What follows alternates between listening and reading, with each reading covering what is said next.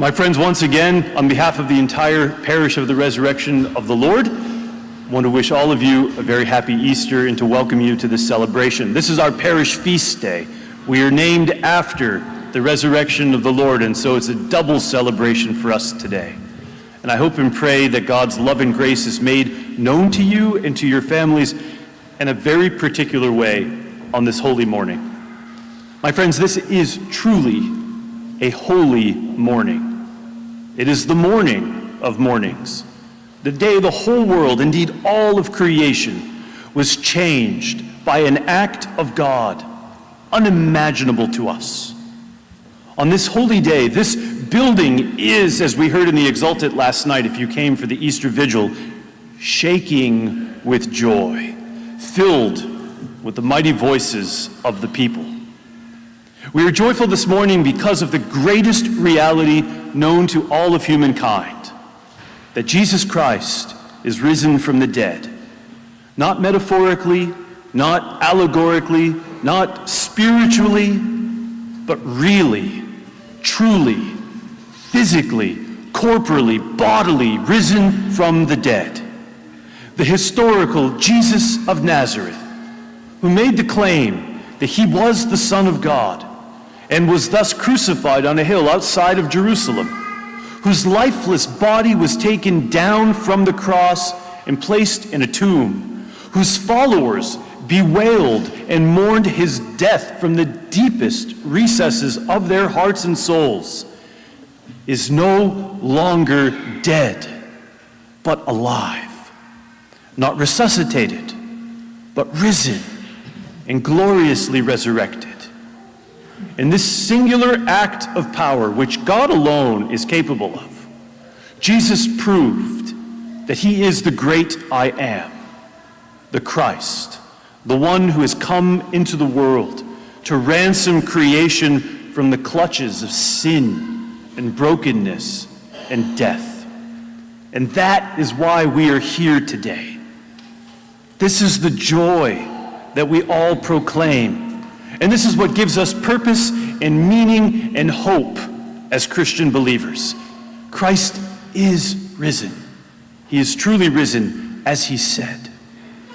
Now, having said all of this, I'm in an awkward position because I can't prove any of this. I can't prove any of this to any of you. And you might be saying, show me the facts. I want to know. You're saying that Jesus is risen from the dead. Let's see the data. Let's see what we've got.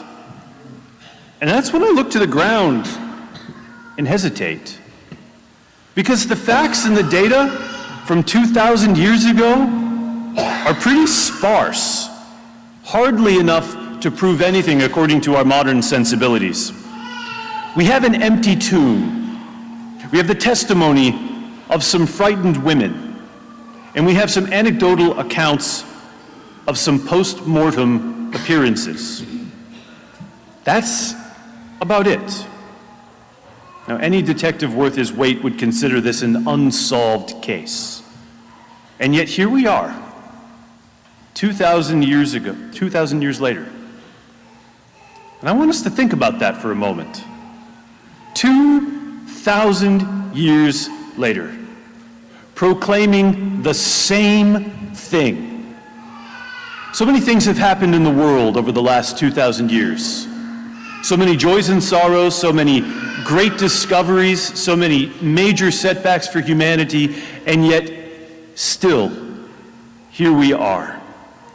This is either the biggest, longest lasting psychological scam in history, or something immensely powerful happened in human history 2,000 years ago. A dead, failed Messiah with nothing more than a band of terrified outcasts wouldn't have made the evening news in our own day. Never mind change the world. And yet here we are.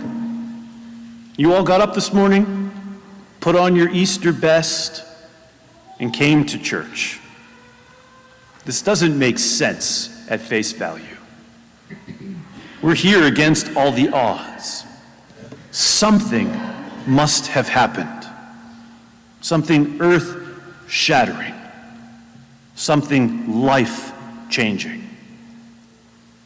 My job this morning is not to convince you or anybody of anything. Instead, my job is simply to pass on, to share the faith that has been handed down from that first Easter day. I believe in the resurrection of Jesus Christ from the dead. Like generations before me and generations before them, I believe. Now, I have my moments of struggles and doubts too, like they did, like Mary Magdalene did, like Peter and John. This wasn't magic for them. They had to grapple with something that was way beyond their ability to understand. And they had just as much information and as many questions as we do. But something stirred within them and let them then boldly take the step in faith.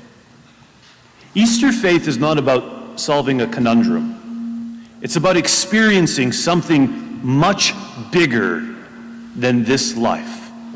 And we all get glimpses of this at times. When we come face to face with something that is so mysterious, that pulls us out of ourselves. And in a very real way, my friends, all of these happenings, and if we open our eyes and ears, there are many of them in our life, all of them help to ground us in the greatest miracle of all, the resurrection of Jesus from the dead. I feel it in my bones, even if I don't always understand it in my head. I feel it in my bones, I feel it in my heart, and I believe it. I give my life for it. And I hope that you feel moved to do the same. Christ is risen, my friends, and we have gathered to proclaim this. Let us say this with every fiber of faith and joy in our beings today. And after we leave here, let us go and proclaim it to a world that needs to know. Imagine not having the hope that we have from knowing that Jesus is risen. This world would be a dark, unimaginably difficult burden.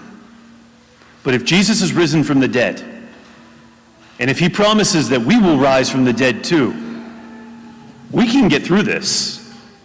We can. With joy, even in the midst of sorrows, even in the midst of difficulties. We can find the spring that we need in our step to get out of bed in the mornings. We can find the strength that we need to keep going because we know where we're going. Jesus is risen. Let us proclaim it today with joy. Alleluia, thanks be to God.